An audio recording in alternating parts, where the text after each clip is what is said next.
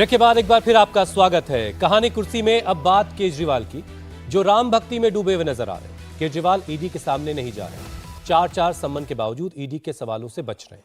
आज भी केजरीवाल पूछताछ के लिए ईडी दफ्तर नहीं गए, लेकिन वो रामलला के दर्शन करने की तैयारी जरूर कर रहे हैं। केजरीवाल का कहना है कि वो अपने पूरे परिवार के साथ रामलला के दर्शन करने जाएंगे। अपनी पत्नी, बच्चों के साथ, माता पिता के साथ भी वो लेकर के जाएंगे भगवान राम के दर्शन के लिए। लेटर में उन्होंने लिखा है कि बहुत ज्यादा वीआईपी और वीवीआईपी आएंगे और इसीलिए सुरक्षा को मद्देनजर रखते हुए एक ही व्यक्ति अलाउड है वहां पे अभी इस टाइम जाना। तो एक तो फाइनल इनविटेशन का मुझे नहीं पता, कोई आया नहीं तो कोई बात नहीं, लेकिन मैं चाहता हूं कि अपनी धर्मपत्नी और अपने बच्चों के साथ, और मेरे माता पिता को भी बहुत ज्यादा चाव चढ़ा हुआ है कि हमें जाके रामलला जी के दर्शन करने हैं। तो अपने माता पिता, अपनी धर्मपत्नी, अपने बच्चों के साथ में जाऊंगा। बाद में चले जाएंगे जब भी एक बार ये भी हो जाए। 22 तारीख में बहुत ज्यादा नहीं आया आपके पास? मतलब उन्होंने कहा था कोई देने के लिए आएगा, लेकिन अभी कोई आया नहीं, लेकिन उससे कोई फर्क नहीं पड़ता। हम बाद में सब परिवार में जाना चाहता हूं। तो अलायंस की जो नीति है उससे थोड़ा अलग ट्रैक पकड़ा है अरविंद केजरीवाल ने, और ये कितना फायदा पहुंचाएगा हर्षवर्धन जी? ये जो पॉलिसी अरविंद केजरीवाल की दिख रही है, जो बीजेपी की लाइन है, उस लाइन को पकड़ करके आगे बढ़ने की कोशिश कर रहे हैं, 2024 में कितना फायदा इससे मिलेगा उनको? नहीं हुसैन जी, मुझे तो लगता है ना कि सब ने देखिए कांग्रेस को फंसा दिया और अब सब अपनी अपनी लाइन ले रहे हैं। राम मंदिर का घनघोर विरोध करवा दिया कांग्रेस से दबाव बना बना के, और सब कह रहे हैं कि हम बाद में चले जाएंगे। अब ये तरीका पता नहीं ये राजनीति कौन सी है, क्योंकि देखिए शरद पवार ने भी यही चिट्ठी लिख दी वगैरह पहले भी हुआ है। नहीं, मैं वही बता रहा हूँ, शरद पवार ने भी वही चिट्ठी लिख दी। अखिलेश यादव पहले कहते रहे नहीं मिला है, रसीद दिखाओ। फिर जब विश्व हिंदू परिषद के अंतर्राष्ट्रीय कार्यकारी अध्यक्ष हैं आलोक कुमार जी, उन्होंने वो डाक विभाग वाली रसीद भी दिखा दी। थोड़ी देर बाद कह रहे मिल गया है, उन्होंने चिट्ठी लिख दी कि हम बाद में दर्शन करेंगे। शरद पवार भी वही कह रहे हैं, अब ये भी केजरीवाल जी भी वही कह रहे हैं। तो सवाल ही कांग्रेस से क्यों अस्वीकार करवा दिया? क्योंकि कांग्रेस ने तो बाकायदा चिट्ठी लिख के बड़ा लंबा चौड़ा लिख दिया, धर्म निजी विषय है, हम इसमें नहीं जाएंगे। भारतीय जनता पार्टी संघ का ये राजनीतिक एक परियोजना हो गई है और इसलिए हम ससम्मान अस्वीकार करते हैं। तो आपने कांग्रेस से तो अस्वीकार करवा दिया, अब आप सब कह रहे हैं कि परिवार भी ले जाएंगे, माता पिताजी को भी ले जाएंगे। हालांकि इसमें ये समझने वाली बात थी कि जितने लोगों को भी निमंत्रण दिया गया है, जिसके नाम से है सिर्फ उसी का है, और यह समझा जा सकता है कि बहुत मुश्किल से, और ये किसी को भी निमंत्रण दिया जाए या न दिया जाए, ये तय करने वालों के लिए कितना कठिन होगा। लेकिन यहां एक बात जरूर मैं कहूंगा कि जब माता पिताजी को, पत्नी को, बच्चों को लेकर वो जाएंगे, तो मुझे लगता है कि अरविंद जी की नानी जी भी जरूर कुछ कहेंगी, क्योंकि उनकी नानी जी ने कहा था कि बेटा देखो राम वहां नहीं बैठ पाएंगे, क्योंकि वो तो बाबरी तोड़कर बनाई गई है, तो राम वहां कहां से बैठेंगे। तो नानी जी से भी मतलब मैं कह रहा हूं कि उनको ध्यान जरूर, नानी याद आएंगी। अब वो क्या कहेंगी ये उस वक्त देखने की बात होगी। जहां तक राजनीति की बात है, ये अरविंद केजरीवाल पहली बार नहीं कर रहे हैं। पहले भी वो मंच पर हनुमान चालीसा का पाठ कर चुके हैं, अभी भी वो गली गली सुंदरकांड करा रहे हैं। लेकिन ये सब इस वजह से हुआ क्योंकि विश्व हिंदू परिषद के आंदोलन की वजह से, सर्वोच्च न्यायालय के निर्णय की वजह से राम मंदिर बन रहा है, और ये देश को बहुत अच्छे से पता है। समीर जी, दिल्ली की 7 लोकसभा सीटें, और इसमें हनुमान जी कुछ मदद करेंगे अरविंद केजरीवाल की? देखिए, अभी अरविंद केजरीवाल को दिल्ली की 7 सीटें या पंजाब की 13 सीटों के लिए हनुमान जी की या राम जी की जरूरत नहीं है। फिलहाल तो उनको अभी ईडी से बचने के लिए राम जी की याद बहुत ज़्यादा आ रही है। उन्हें पता है कि उनको तीसरा समन आ चुका है ईडी का, अब वो नहीं जा रहे हैं, उसके ऊपर फिर समन आएगा। मनीष सिसोदिया अंदर है, संजय सिंह अंदर है, अब केजरीवाल भी चुनाव के पहले अंदर जाने की बात कह रहे हैं कि मैं जाने वाला और वहां से कैबिनेट चलाऊंगा। तो मुझे लग रहा है, जरा रोक रहा हूं आपको, केजरीवाल कुछ कह रहे हैं, जरा उनको सुन लेते हैं। जनरल नॉन स्पेसिफिक नोटिसेस पहले जब भी भेजे गए ईडी के द्वारा, उनको कोर्ट्स ने निरस्त कर दिया है, क्वैश कर दिया है, इनवैलिड और इलीगल डिक्लेयर किया है। ये नोटिस क्यों इलीगल है, इसको मैं कई बार ईडी को लिख के भेज चुका हूं, लेकिन ईडी इसका जवाब नहीं दे रही।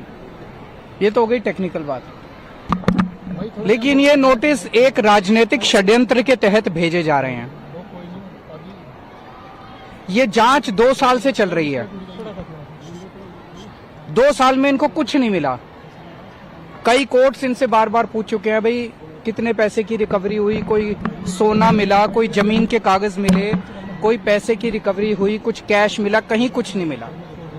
झूठे सच्चे आरोप, लोगों को मार मार के झूठे सच्चे बयान लिए जा रहे हैं। 2 साल से जांच चल रही है,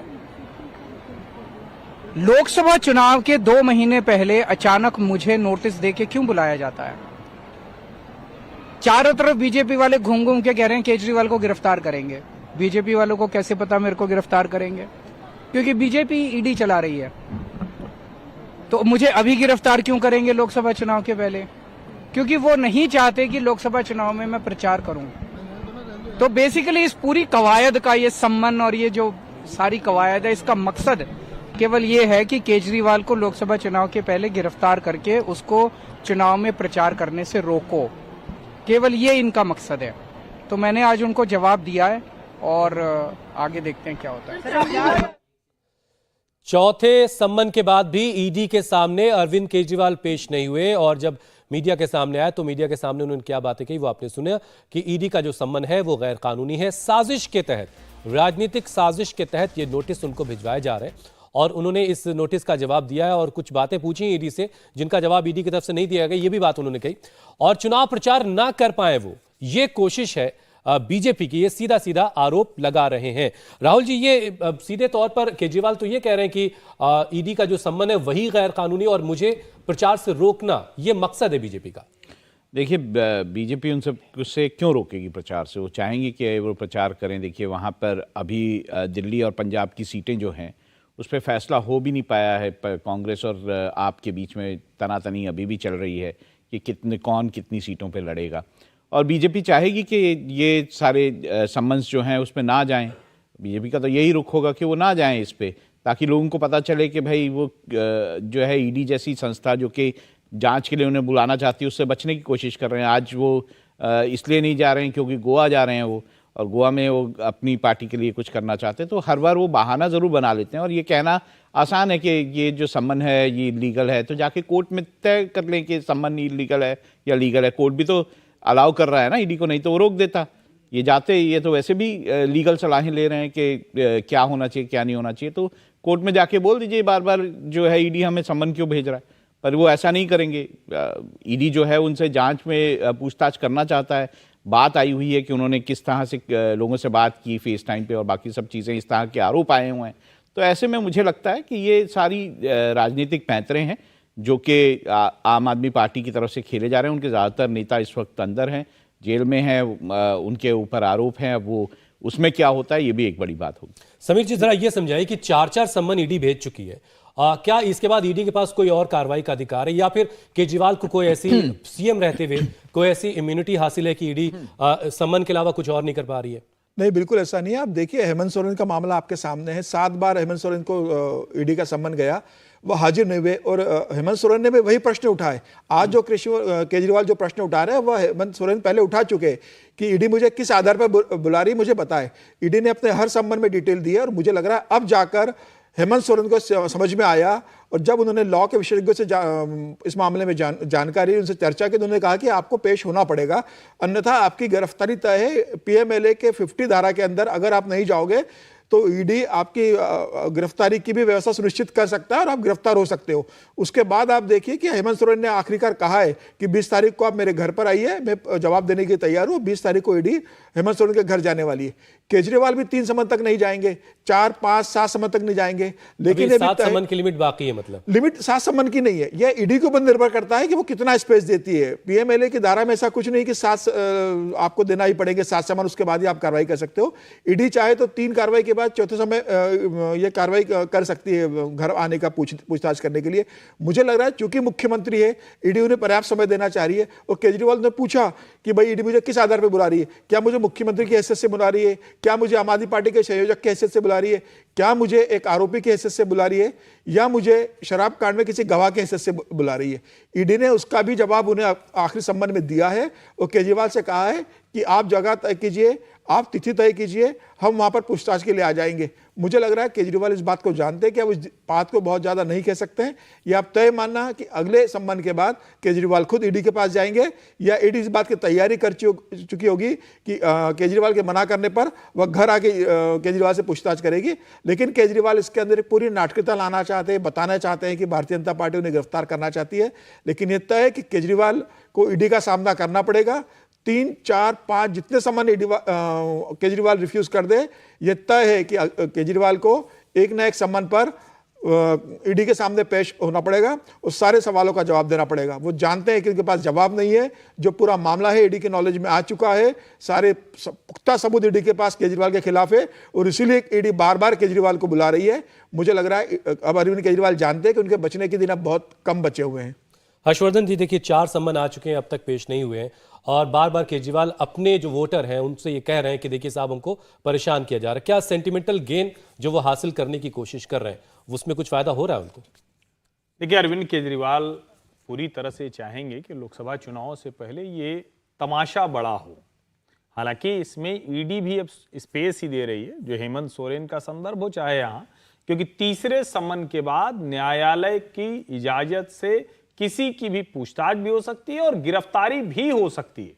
तो ये कि अब उस तरफ बढ़ रहे हैं जहां अरविंद केजरीवाल से जिस दिन अब पूछताछ होगी उस दिन गिरफ्तारी की जो संभावना है, जो एक तरह से कहें कि जो सबसे ज्यादा एक जिसकी प्रतीक्षा की जा रही कि क्या अरविंद जी के घर पर वो तमाशा होगा, बाहर कार्यकर्ता खड़े रहेंगे, ईडी के अधिकारी पुलिस के साथ आएंगे और उसके बाद उनको ले जाएंगे तो पूरा नारा लगेगा, कुछ उस तरह का माहौल बनेगा। लेकिन ये दोनों एक दूसरे के साथ एक पॉलिटिकल प्ले कर रहे हैं। अगर ईडी तय कर लेगी तो उसको कोई रोक नहीं सकता, लेकिन अरविंद जी जो बात कह रहे हैं उनको रोका जा रहा है। अभी तो 5 राज्यों के विधानसभा चुनाव हुए, उसके पहले भी जब उनको सम्मन गया था तब भी उन्होंने यही कहा था कि हमको रोकने के लिए। नतीजा क्या आया? सिफर, उनके प्रत्याशियों की जमानत जब्त हो गई। तो अरविंद केजरीवाल को तो बल्कि भारतीय जनता पार्टी चाहेगी कि वो खूब प्रचार करते रहे, भले अभी गठजोड़ हो रहा है, लेकिन एक कोई झटका लगेगा और दोनों अलग अलग हो जाएंगे तो भारतीय जनता पार्टी की तो लाभ की बात होगी कि अरविंद जी एक अलग ताकत के तौर पर खड़े हो। तो मुझे लगता है कि दोनों अपनी अपनी जो पॉलिटिकल एक मैसेजिंग है उसको बहुत अच्छे से देना चाहते हैं। और एक बात जो जब किसी की भी जमानत खारिज करते हुए जो एजेंसियां होती हैं वो देती हैं, जो तर्क देती हैं, वो क्या होता है? जांच में सहयोग ये नहीं कर रहे हैं। लगातार 3 सम्मन के बाद जितने सम्मन अरविंद केजरीवाल इग्नोर करेंगे, नहीं जाएंगे, जांच में सहयोग नहीं देने वाला एजेंसियों का जो आधार है वो मजबूत होगा, गिरफ्तारी के लिए भी और आगे जो जमानत पर बहस होगी उस पर भी।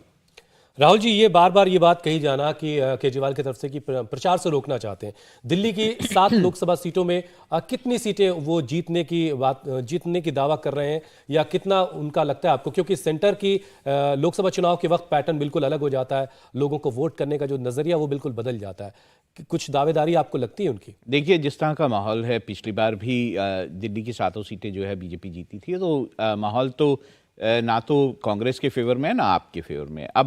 अब ये जो सारी बातें कहना कि बीजेपी ईडी का इस्तेमाल कर रही है, मुझे फंसाना चाहती है, ये सारी उसी और बातें हैं, एक सेंटिमेंटल गेन लेने की बात है। और केजरीवाल तो वैसे भी जानबूझ के शायद सम्मन पे नहीं जा रहे हैं ताकि ईडी जो है कार्रवाई कर दे उनके खिलाफ, एक तमाशा बनाए, जैसे कि हर्षवर्धन जी बोल रहे थे कि वो बाकायदा एक तमाशा बनाएंगे जिसके कारण और सेंटिमेंटल वोट मिल सके।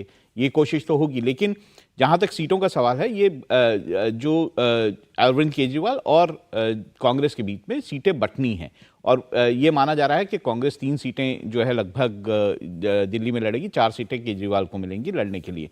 लेकिन उसका क्या फ़ायदा होगा? मुझे नहीं लगता कि ऐसा कोई बहुत बड़ा बदलाव होगा। पंजाब के लिए भी इस तरह की बात हो रही है। पंजाब, गुजरात और गोवा, ये ऐसे राज्य हैं जहाँ पे कांग्रेस और आप जो है वो सीटों का बंटवारा चाहते हैं, और आप जो है गोवा और गुजरात में चुनाव लड़ना चाहते हैं। इसलिए अगर आपने देखा होगा कि जिस तरह से यहाँ पर सुंदरकांड का पाठ हो रहा है, उसी तरह गुजरात का जो यूनिट है आपका, उसने भी बहुत तैयारी की है। बहुत सारे कार्यक्रम राम मंदिर को लेकर उन्होंने वहाँ पे शुरू किए हैं कि वो किस तरह से पूजा अर्चना और किस तरह से प्रसाद का बंटवारा वगैरह करेंगे। तो ये सारा कुछ भी अरविंद केजरीवाल वहाँ पे भी कर रहे हैं। अब हम पंजाब की सीटों की बात कर रहे हैं, तो पंजाब में भी जिस तरह की बात है, 8 सीटें जो है वो कांग्रेस के पास है। केजरीवाल के पास कुछ पंजाब में लोकसभा के को लेकर नहीं है। और जैसा आपने कहा कि लोकसभा चुनाव विधानसभा चुनाव से अलग होता है, और प्रधानमंत्री नरेंद्र मोदी के नाम पर जो वोट पड़ते हैं दिल्ली में, तो वो और ज़्यादा पड़ेंगे, क्योंकि दिल्ली में जिस तरह की माहौल है, जिस तरह से लोगों को लगता है कि बीजेपी ने जिस तरह से काम किया है केंद्र के लिए, पूरे देश के लिए, वो लोगों को दिल्ली में ज़्यादा अवेयरनेस आती है, और इसलिए शायद मुझे लगता है दिल्ली में और अच्छे परिणाम इस बार रहेंगे। समीर जी, देखिए सुंदरकांड, साथ में ये सेंटिमेंटल गेन कि साहब हमें बहुत परेशान किया जा रहा है, बार बार ईडी नोटिस कर रही है, इन सारी चीज़ों के साथ 1-on-1 का जो मुकाबला देने की बीजेपी को कोशिश है, इसमें कुछ आपको उम्मीद दिल्ली में दिखती है? नहीं, मुझे नहीं लगता कि दिल्ली के अंदर इससे कोई फर्क पड़ने वाला है। भारतीय जनता पार्टी 2014 और 2019 के चुनाव में दिल्ली की 7 सीटें जीत चुकी थी। मुझे ऐसा लग रहा है कि कांग्रेस और आम आदमी पार्टी के मिलने के बाद भी दिल्ली की 7 सीटें में भारतीय जनता पार्टी के लिए किसी तरह की चुनौती नहीं होगी। 2024 का चुनाव प्रधानमंत्री मोदी के चेहरे उनकी गारंटी पर लड़ा जाएगा।